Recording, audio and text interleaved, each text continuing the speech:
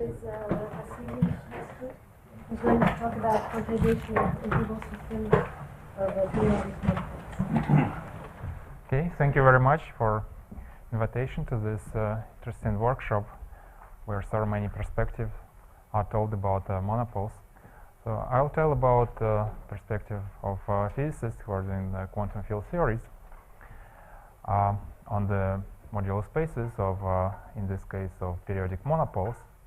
So that's part of what I'm telling has been worked out in recent papers together with Nikita Nekrasov and Samson Shitashvili.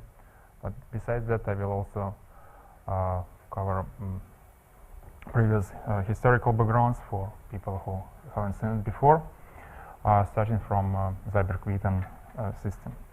So the central object in this talk will be the following. Will be M, will be the modular space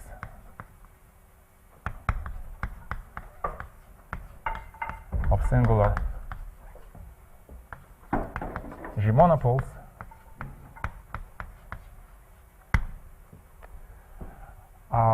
more precisely, G would be AD compact Lie group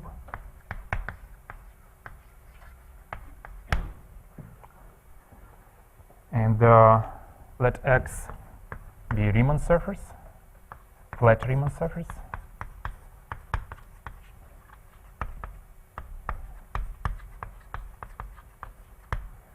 So it just means to say that X is R2 or R1 times S1 or T2. We can also put complex structure. We will put complex structure on this Riemann surface, and when we do that, we will interpret it as a C star, or elliptic curve. Okay, then we consider three-dimensional manifold.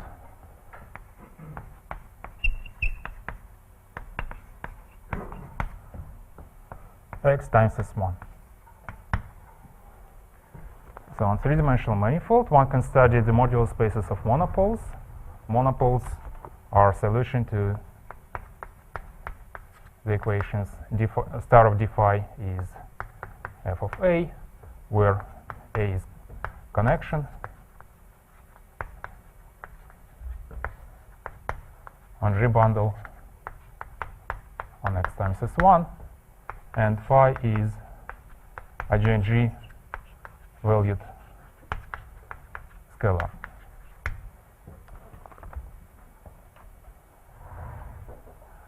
Okay, singularities means that at some collection of points on this three-dimensional manifold, we allow Dirac type singularities, which I will describe more precisely later. So that's one perspective on this modular space.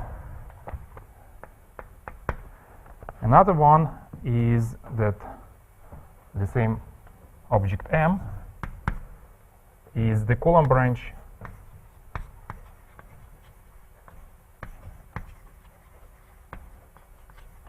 of vector of 4D, well, or 5D on S1 or 6D on T2, n equals to hypersymmetric QFT.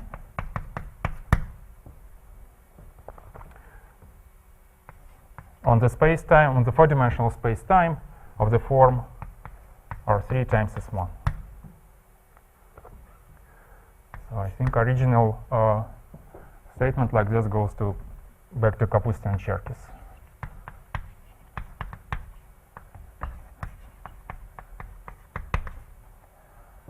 Who have found it from the dualities in M theory.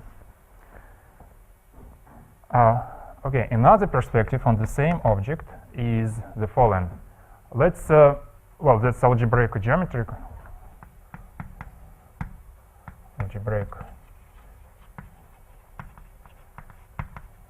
geometrical description.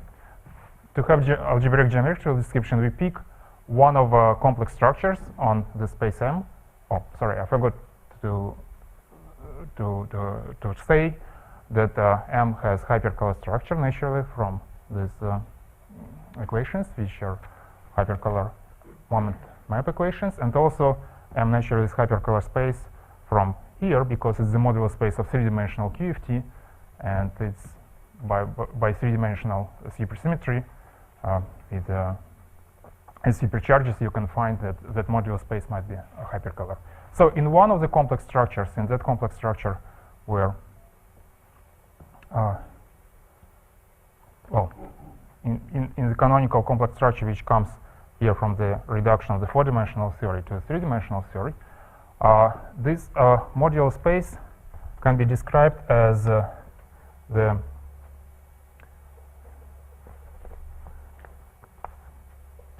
space of G group valued meromorphic Higgs bundles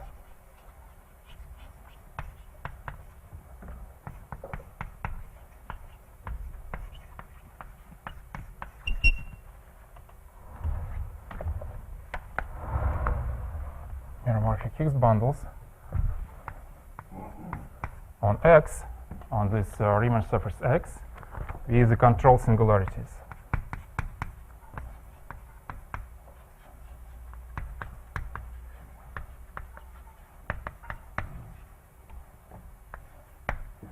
So this is like a group version of Hitchin system, where you replace the Higgs field, which in Hitchin system takes value in the canonical bundle adjoint valued in the group, to the Higgs field, which takes value in the group, not in the algebra, but in the group. And identification with the modular space of monopoles in mathematical literature can be found in well, the study of this group-valued Hitchin system was initiated by Hurtubise-Markman in connection with the monopoles can be found in Charbonneau, Hurtubise.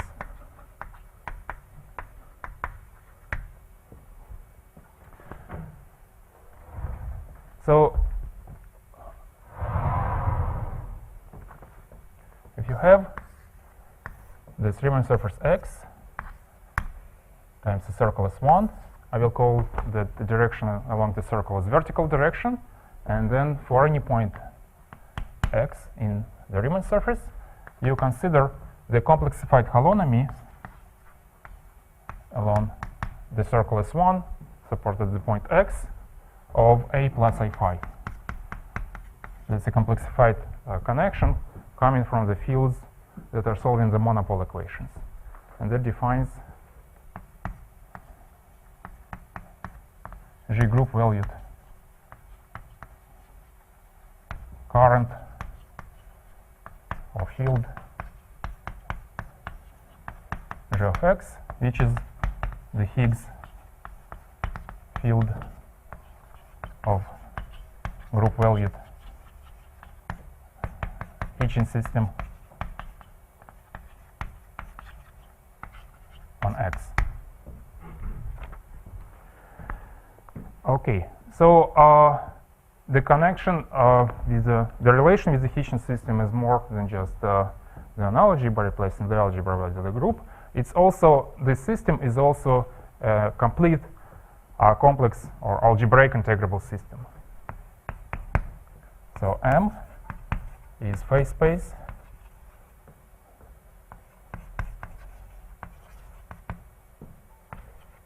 of algebraic integrable system.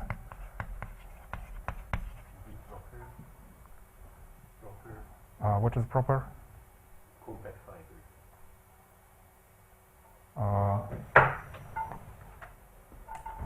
I'm not sure. I just mean. Well, into the fibers could be some Abelian Yes, the fibers are abelian. C star to the n, or it could be an abelian variety. Well, the fibers are abelian variety, so sometimes they degenerate at some points, and then they are C star. So, so it's phase space of algebraic integrable system, which means that there is projection from M to B, where B is the base.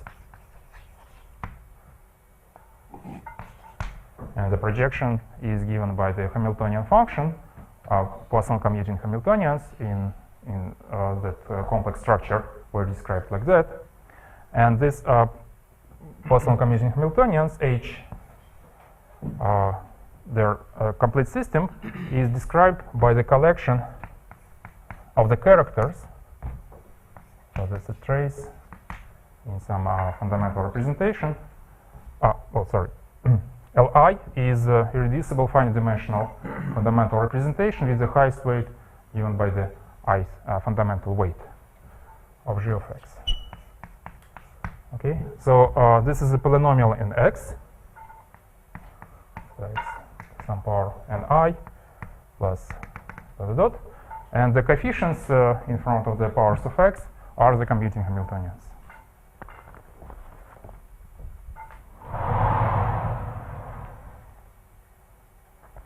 Now, another perspective on the same module space, well, again, complex perspective, algebraic perspective, again due to Hurtubise and Markman, is that M is. What I? Excuse me? What are LIs? Li's.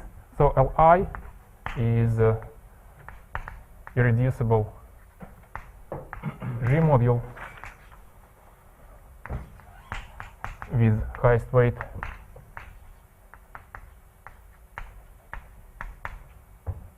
lambda I, so it has Dynkin marks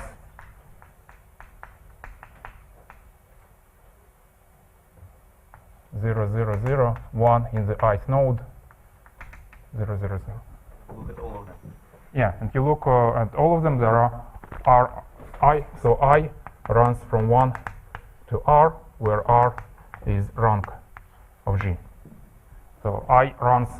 Okay, so I, for this talk, I will try to use I consistently as the index which labels nodes, the set of nodes of Dynkin graph of G. Okay, so you see it's a full analogy with the Hitchin system. In Hitchin system, you take adjoint invariant polynomials on the Lie algebra, and you plug in there the Higgs field, and you get the Hamiltonians. Here you take adjoint invariant polynomials on the group, and you just evaluate them on the Higgs field. Questions? Okay, so another perspective, again due to Hurtubise and Markman, is that M is symplectic leaf. So it's holomorphic symplectic space, and it's in symplectic leaf in Poisson Lie loop group. Loop group, well, in the meromorphic coefficients G on the Riemann surface X. So you consider the currents on X, those the fields G of X, and you can impose natural Poisson structure on such currents, and that makes it Poisson Lie group. Okay. Now, let me make a remark. So there is a connection to Hitchin system, direct connection to Hitchin system, in the case if G is AR and C, and the Riemann surface X is C, and we consider charge N as C2 monopoles, then M is isomorphic to Hitchin system on CP1 with R plus 3 mark points, for SLM. This is num transform.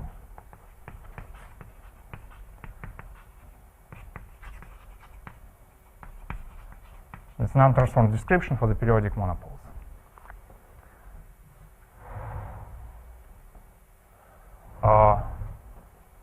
We don't have such duality for the case when X is C star or T2. If X is C star, and when you do not transform, you end up again in the doubly periodic monopoles, which were recently studied by the Cherkis. Okay. Also, if the group is of type E, we don't know how to do that num transform. We don't know what the corresponding counterpart on the side of Hitchin systems, but we'll try to study this integrable system just from the perspective of monopoles.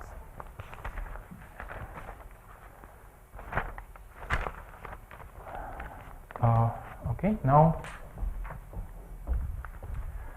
so what about quantization?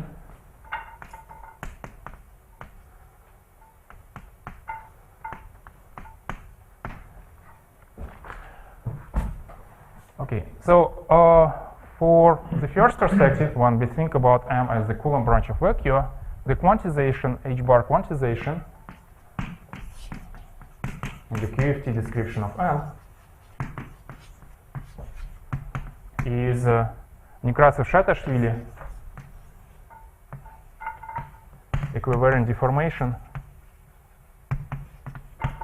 of QFT. So you consider that n equals to QFT on the space-time of the form R2 epsilon, where epsilon is the equivariant parameter to R2, times R1 times S1. And epsilon parameter is identified with the H bar.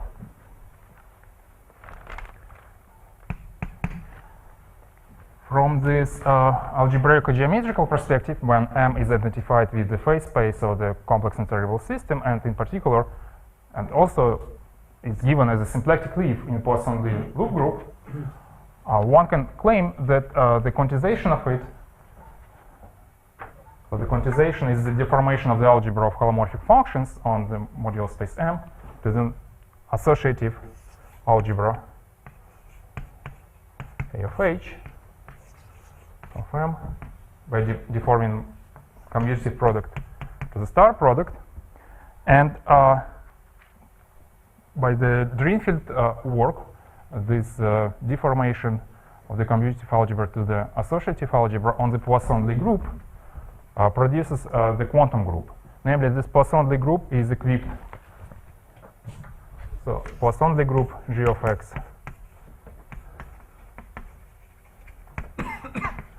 has classical R matrix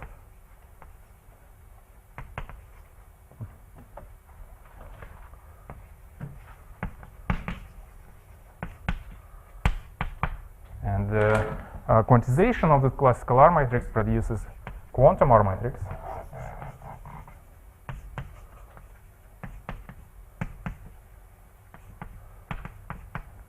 And consequently, the Poisson-Lie group G of X is promoted after quantization to the Hopf algebra, quasi-triangular Hopf algebra with the R matrix that has names. If X is C, you find Yangian of G. If X is C star, that's called the rational case in the theory of quantum groups. That's called trigonometric case. You find the quantum affine algebra U of E to H bar of G hat. And if X is elliptic curve, you find the elliptic group with the parameter H bar and the tau parameter of the elliptic curve of G. So quantization of that system of periodic monopoles, or singular periodic monopoles, turns out to be described by the representation theory of those Hopf algebras or quantum groups of Drinfeld-Jimbo. Okay. So consequently, given the connection with the quantum groups, there is a natural way to describe the quantization of the module space of those periodic monopoles in complex structure I by what's known by the objects which are objects in integral systems which are known as Q operators or difference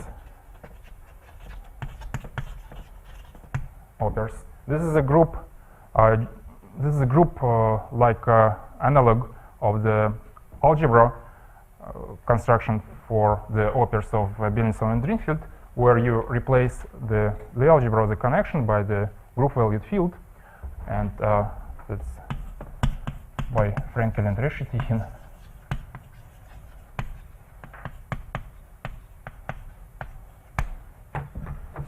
And also it connects to the theory of the classical QW algebra of G. That's Q deformation of W of G Poisson the algebra. So you can look at this side of the description as like Q version or quantum group version of Dirichlet-Sokolov reduction.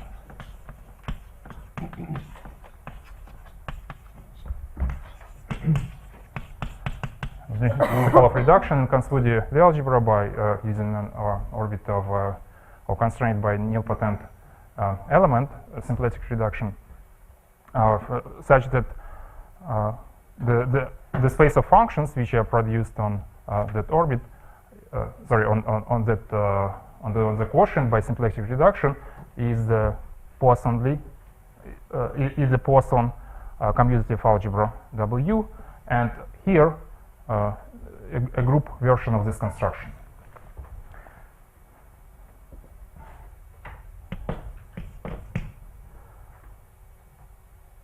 Well, the questions on the spectrum of this quantum integrable system can be described by Bethe and Zatz equations.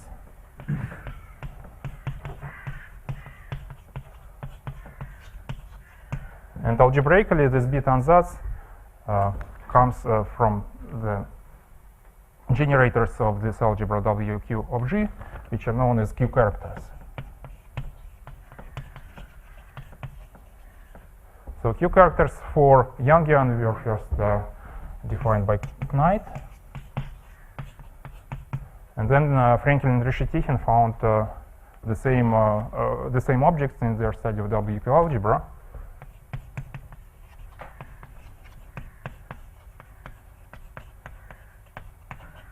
And Nakajima described those Q characters geometrically in terms of cohomologies, covariant cohomologies of Q varieties.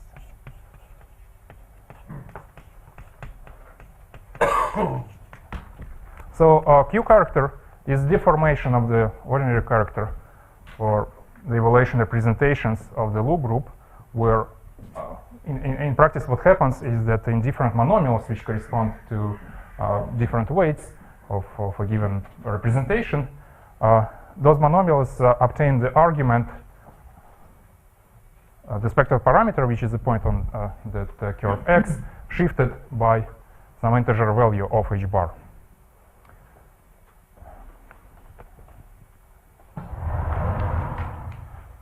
Okay, my final remark is that given this connection with Bethe and Zatz equations and quantum affine groups, the spin chains of the form xxx of G, xxz of G, or xyz of G can be mapped to the problems in the gauge theory corresponding to the x equals c, x equals c star, or x equals elliptic curve. That's 4D, 5D, and 6D gauge theory, or the module space of vacuum of the complexifications of those theories up to the 3 dimension. Other questions? No? No. Okay.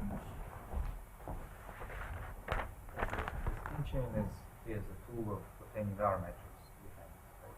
Or is there some other direct relation? Well, there is direct relation. So spin chain comes when you study that integrable system or that universal R matrix in a certain representation, which is just a product of a tensor product of copies of finite dimensional evaluation representations for R. Can you Then, see it from the monopole side?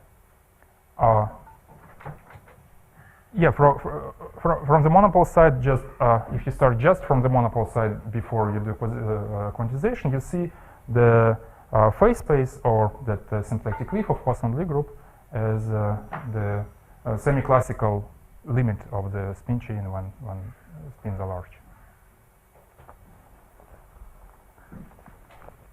Does it have to be a non-compact spin chain to get the semi-classical limit? Are you thinking of usually the different real forms that, you know, That's where I sell to. Right. So far I didn't talk about real. I didn't talk about force. I didn't talk about quantization in the sense of a choice of the representation. So depending on how you define representation, like in what class of functions, you can get different forms. You can get compact or non-compact holomorphic quantization or something. Okay, now let me tell more details.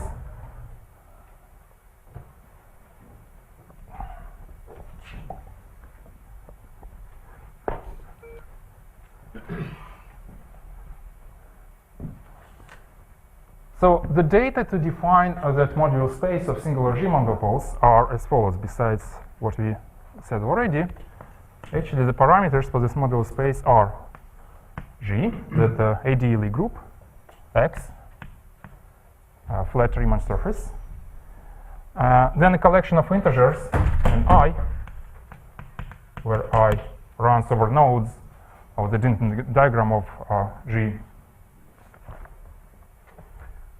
which are the charges of the monopoles, then a collection of integers, Mi, where I again runs over the nodes, and this is the number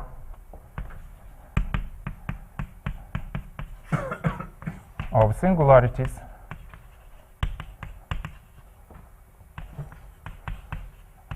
of type lambda I check.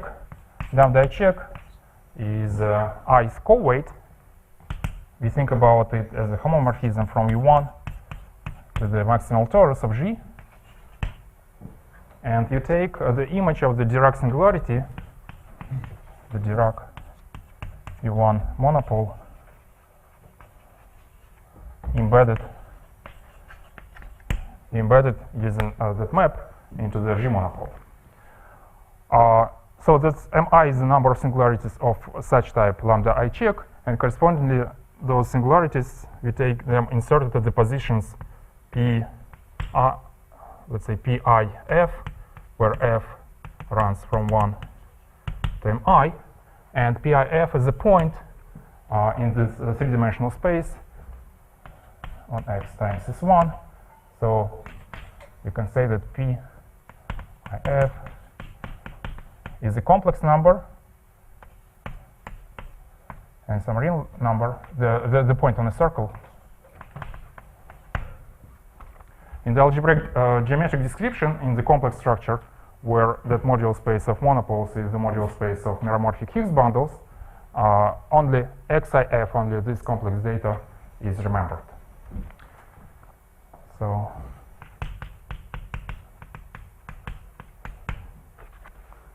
okay, and finally, there is a collection of non-zero integers, which I call Q/I,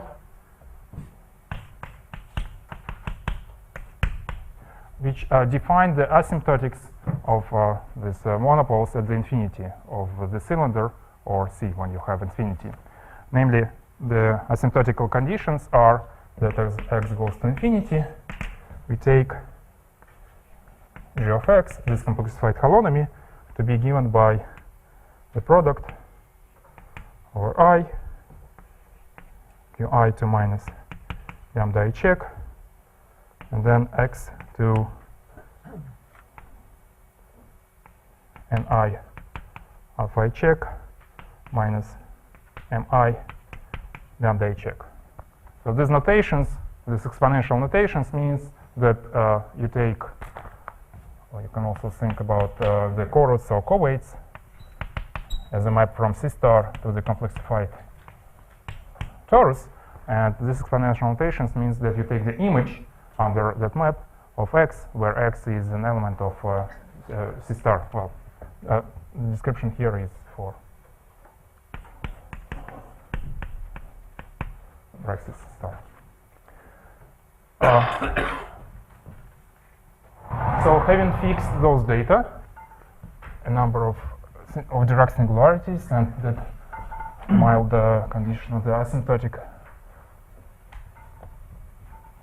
of the monopole connection at infinity, you can find, for example, from index theorem or whatever you like, that the dimension of this module space of G, X, and M is the real dimension is 4 times the sum of an I from 1 to R of G. So the complex dimension of the corresponding base in the projection M to the B of integrable system is just sum of an I. And I's, these are ranks of U and I gauge groups of the n equals to queer theory. So in the picture where the modular space is where the B is the modular space of vacuum, Coulomb branch of 4D n equals to QFT, given by the quiver diagram like N1, N2, and so on. Here we have the gauge groups U of Ni, and the modular space of vacuum in this equals to field theory is naturally identified with the G invariant. The ring of functions on B is the ring of G invariant polynomials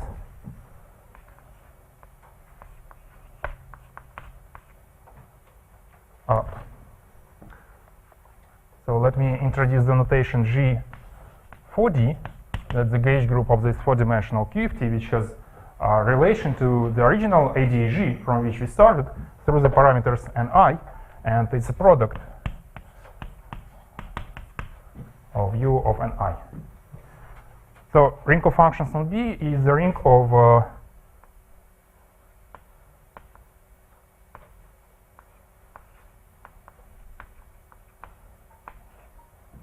G invariant polynomials on the Lie algebra of the four-dimensional gauge group. So in plain words, it's just it has local coordinates which correspond to the Lie algebra of product of U and I. So it has local coordinates, coordinate functions on B are AI alpha, where I runs over the nodes of the quiver diagram and alpha runs from 1 to Ni.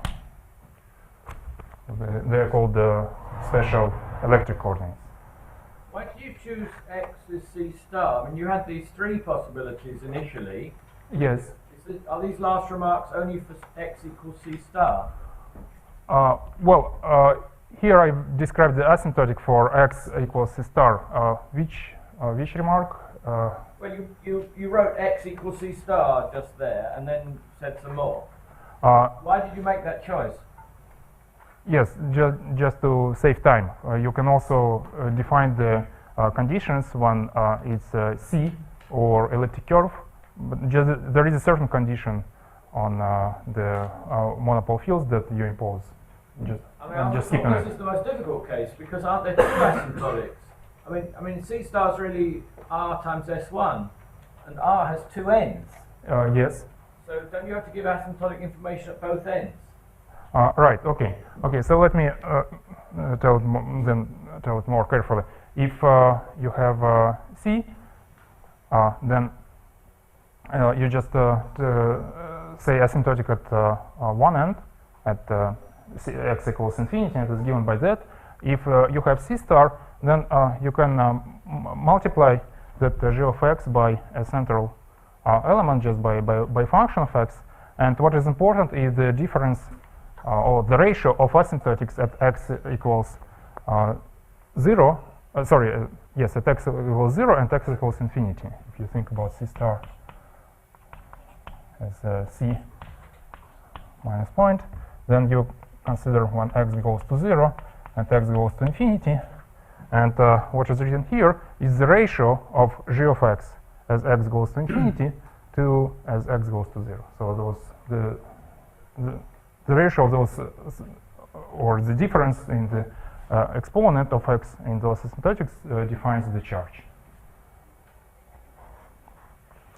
I think it's a good place also to make remark. Okay, very good.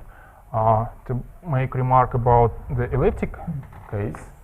I'm sorry. So the formula that you wrote should be interpreted as g of x times g inverse of x inverse, something like this. You wrote the asymptotic when x goes to infinity. Yes. And Nickman is asking what happens if x goes to 0. Yeah. So if x goes to 0, okay, let me just choose such gauge. I mean, I will multiply that g of x by central element by just a function of x to make asymptotic as x goes to 0 equal 1. So if x is C star, let me just twist that element g of x. So g of x goes to 1 if x goes to 0. Is that a gauge fixing? No, it's not a gauge fixing. No, it's not a gauge fixing. Well, it's a choice of function, of scalar valued function, or central element in what's called conformal extension of that group to make it more convenient to identify with the space of meromorphic functions. Presumably what's happening is this is secretly on a nodal curve, and that g is the gluing parameter. Exactly, yes, perfect, yes, one can describe it like that, yes, absolutely, yes. So C star is a nodal curve, and this is the gluing condition. Exactly, so that's relation of infinity, of the point infinity to the point 0. So, so if x is not a nodal curve, but a true elliptic curve, non-degenerate elliptic curve, then there is a topological restriction, namely that the sum of ni alpha I check is equal to the sum of mi lambda I check. It comes just from the topological constraint on the module space of monopoles with singularities on a compact space. And in physics, that's known as a condition for the conformal theory. And this is the case when the space comes from the reduction of the 6D theory. And one must have that. We start slightly later. How much time I have when I finish? 15 minutes left. Right. Okay, excellent. So I have 20 minutes. Good. Right, 20 minutes.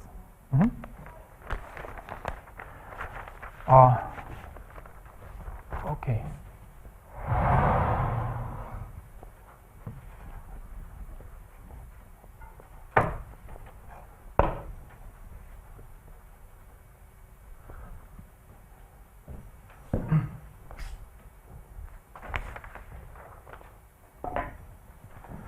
So now let me give for you construction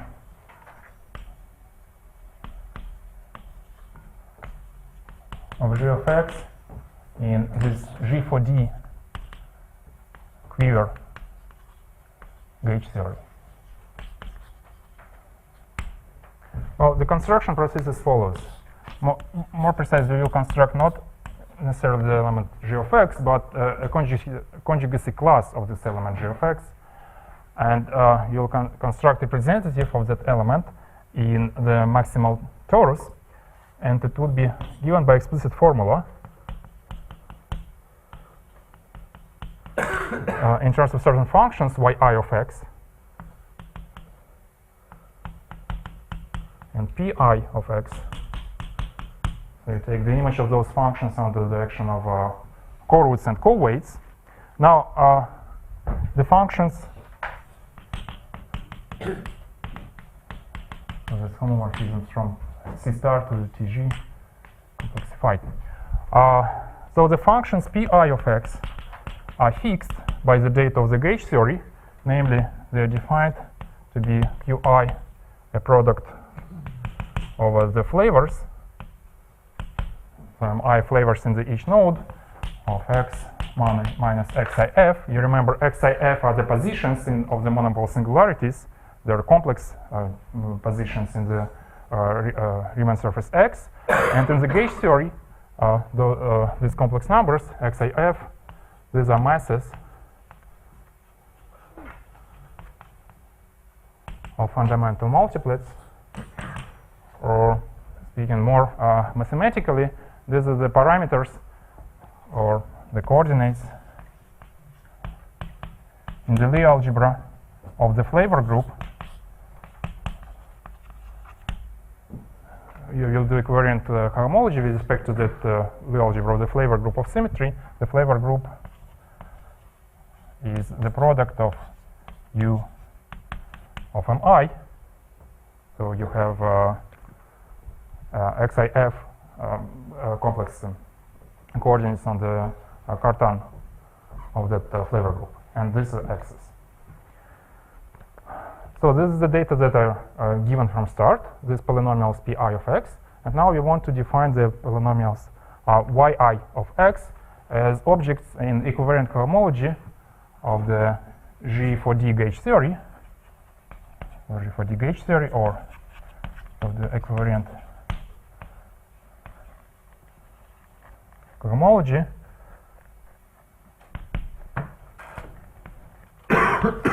on G4D instantons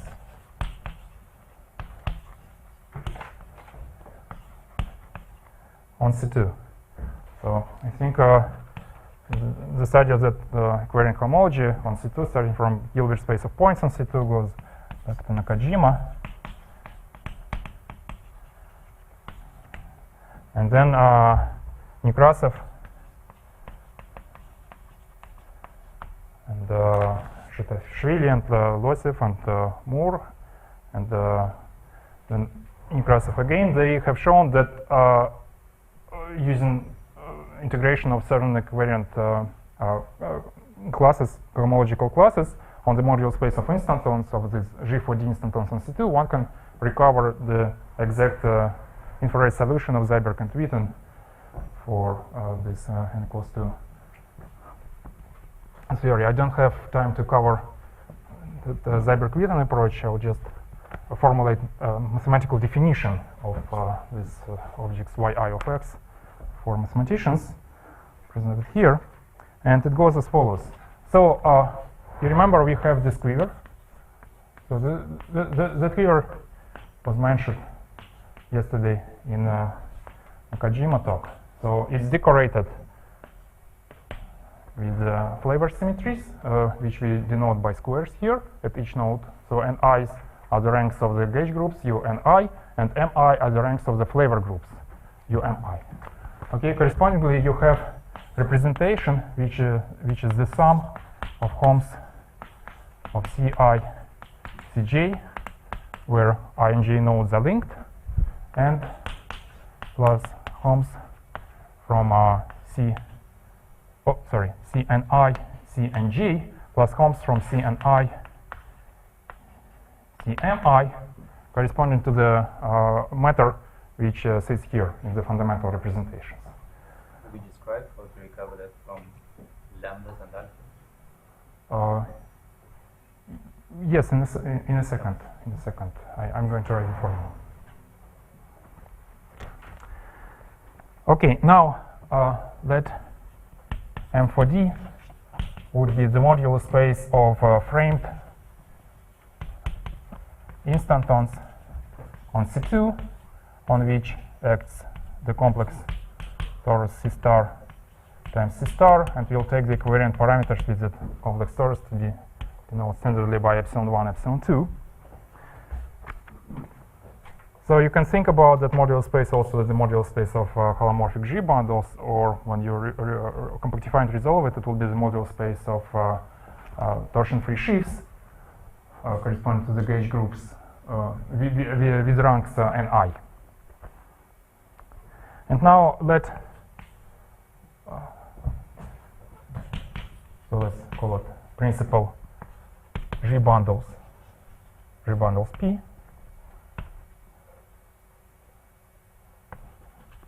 Holomorphic G bundles P on C2. Okay, let me denote by R sub P the vector bundle associated to the principal bundle. So this vector bundle on C2 associated to P by representation R. And then let's take that R tilde would be the universal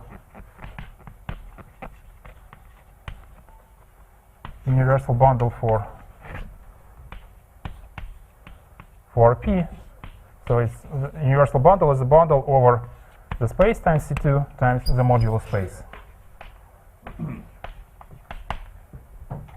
And finally, the formula for the partition function of this gauge theory, called Nekrasov function,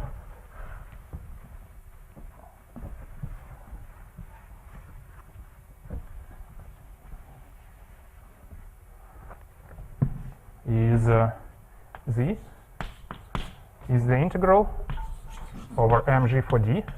So mg for d splits the degenerate union of disconnected components labeled by the topological charge of those instantons, and the topological charge is C2 is a collection of integers k1 dot kr corresponding to the factors u and 1 dot u and r. And you remember we introduced the complex non-zero parameters qi. So this is a condensed notation where we integrate over all such components, and each component contributes with the weight in the multiplicative notations written as q of C2. It's a product of qi to the ki. And then you just take the equivariant Euler class of the push forward of the R tilde to the modular space of the instantons. So pi is the projection to the modular space of instantons of C2 times the modular space of instantons. So you push forward of this bundle R tilde, you get a certain bundle on the modular space of instantons. For physicists, this is the bundle of the zero modes of the Dirac operator, or cohomology of the Dirac operator, valued in the representation R, and you take the Euler class of it. Well, the Euler class of it is taken with respect to a certain group of covariant transformations. Let me call it T, and T would be the torus of this C star squared with epsilon parameters, with the covariant parameters in the algebra epsilon 1, epsilon 2, and then that's a product of the flavor group, of GL mi with the covariant parameters xif, and a product of GL ni with the covariant parameters ai alpha, or alpha from 1 to ni, and f from 1 to mi. And this factor comes from the action on this modular space of framed G bundles by the gauge transformation at infinity. So framing means that we have fixed trivialization at infinity of C2. Okay, so T is this friend, and this integration is a push forward of the equivalent cohomological class to a point, and consequently z of t is a function. Z of t is just a G-invariant function, this equivalent group invariant function on the Lie algebra. So it depends on these parameters, epsilons, x's, a, and also on the counting parameter for the topological charge. Okay, that's for the function z. Now, the functions yi of x are defined as follows. First of all, if you have some vector bundle f, let me define the total x-dependent Chern polynomial, Cx, of the vector bundle f to be the product over x minus xi, where these are Chern roots of f. And then let's take epsilon I to be the representation of the universal bundle in the ith factor in the fundamental representation. So that's universal bundle in ith factor. That means it's rank n I vector bundle of the module space of instantons corresponding to n I factor. And you just take the restriction epsilon I0 is restriction of epsilon I to the 0 point in the C2. So this is a bundle over C2 times the module space of 4D instantons, and there is a fixed point in the C2, the 0, the origin. You restrict that bundle to the origin.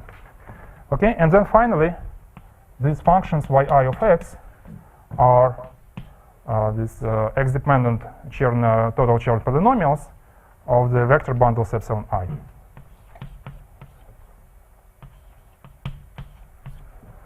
Well, this definition I gave for the case when it's 4D theory and when x is C. So if x is C star, this is replaced by trigonometric version. So if x is C star, you take a product of 1 minus e to xi, and if x is elliptic curve, you take a product of theta functions of xi. So you make it either periodic or doubly periodic, like a class in the K-theory or in the elliptic cohomology. Okay, so let me think about that y of x is defined as characteristic class as an operator in the gauge theory, and then we can evaluate the expectation value of that operator by plugging it into the partition function. So y of x is function about which we think as a function is the average of y of x thought as an operator, and that's the integral of the modular space of the 4D instantons m of g for d of the same that we had here, u to c2 equivalent Euler class of pi star of r hat, and times this characteristic class Chern polynomial yi of x hat. So you insert it and think about this as an observable. And one can write also for it a formula in the gauge theory in terms of the expectation value of the chiral fields, usually called by physicists phi I, the scalar field in the n equals 2 vector multiplet. So yi of x simply captures the expectation value of those frames. Now, do you take epsilon epsilon to 0? Excuse me? Do you take epsilon epsilon to be 0 in the? Yeah, I'm going to say. So so far this definition is generic. Here you don't have to take it 0, and now you can take lim. Right.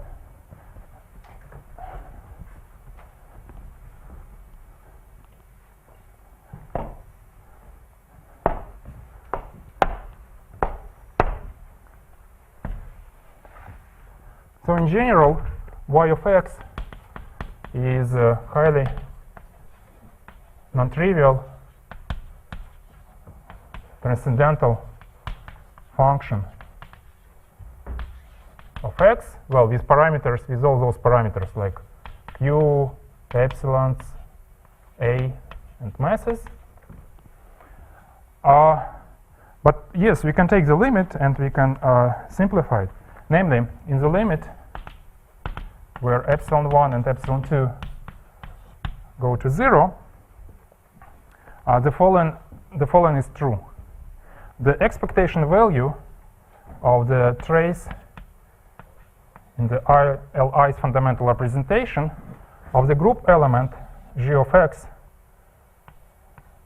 well, which is made from the collection of these functions yi and pi by the formula which is hopefully still here, yes, by that one. Trace or character in the LI's fundamental representation is a certain polynomial in the functions yi of x and their inverses. Just to clarify this notation, for example, if g is SO2 and then trace in the representation L1 is going to be y of x plus y to minus 1 of x. Okay, and there is a factor of q because of the presence over here. And I have taken an example where the matter polynomial is absent. Okay, so it's just y of x plus y inverse of x, and I'm going to make a claim, a theorem, that in the limit when epsilon 1 and epsilon 2 go to 0, the expectation value of this object is denoted by ti of x is polynomial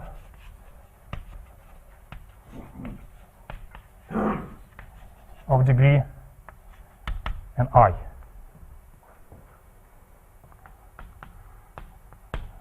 So that's theorem 1. It's in our paper with Nikita 3 years ago. And theorem 2, in a paper with Nikita and Samson, is that if you take on the one epsilon parameter to 0 and keep the other fixed, the complex number h bar, and you plug in yi of x characteristic classes, these observables, into the q character function.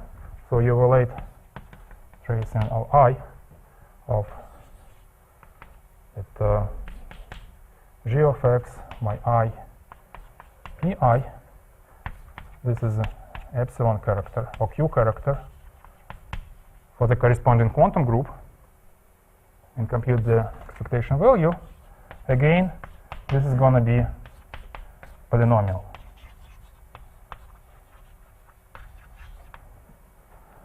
Okay, so let me then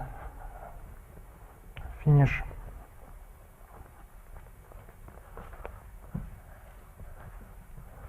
with the final interpretation of it. The final interpretation is that, well, you remember we started by mentioning that that modular space comes as a symplectic leaf in Poisson-Lie group, and after quantization you find the associative algebra or the quantum group algebra. Let's say for x equals c is Youngian.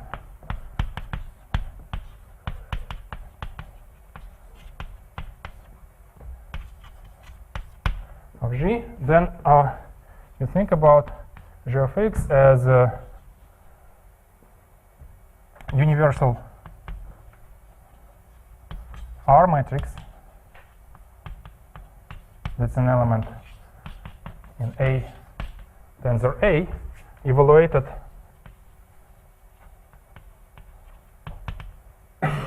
in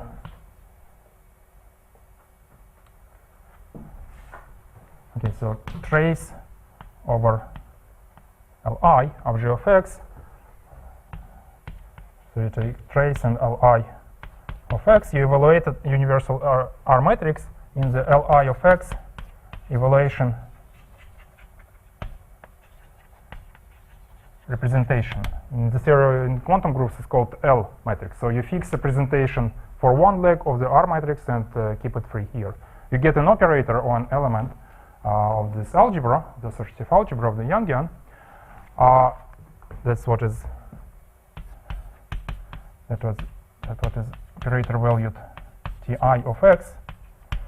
And after it, if you fix a certain representation for the second leg, like if you want to solve a spectral problem, the spectral problem for the common eigenvalues of the operators, common eigenvalues of the operators ti of x, which are elements of this associative algebra, evaluated in some other representation which I didn't specify here.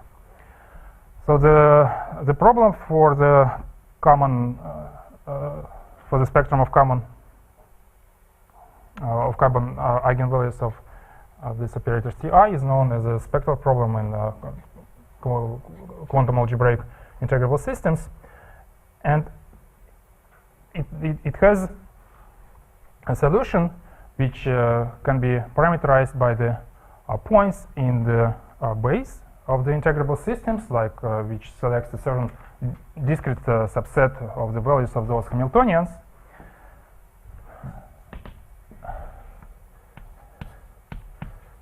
And the theorem is that the solution of the spectral problem is given by the values of the parameters ai alpha, which are local coordinates on B. You remember, on the base of integrable system, or the equivariant parameters for the group of gauge transformations. So for such ai alpha, that d log z is one epsilon parameter and the other is 0, over dA is 2 pi integer.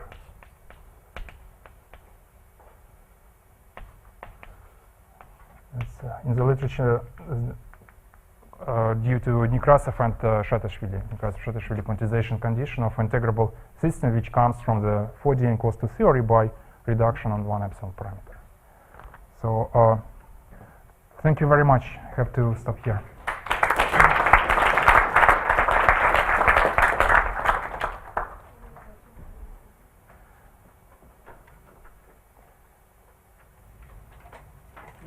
This might be more questions for Jack Hurtubise, but I mean, just going back to your remark that you have a Higgs bundle, group value Higgs bundle. Is there a local equation? Is there a Hitchin equation for such things? I mean, we have there's the usual Hitchin equation. Well, this is for the alpha value. Right. So this is just a complex interpretation in one of complex structures, and in that complex structure, the equation is only single complex equation that d bar of g of x is 0. That it's holomorphic. It's just holomorphic section. So that's it.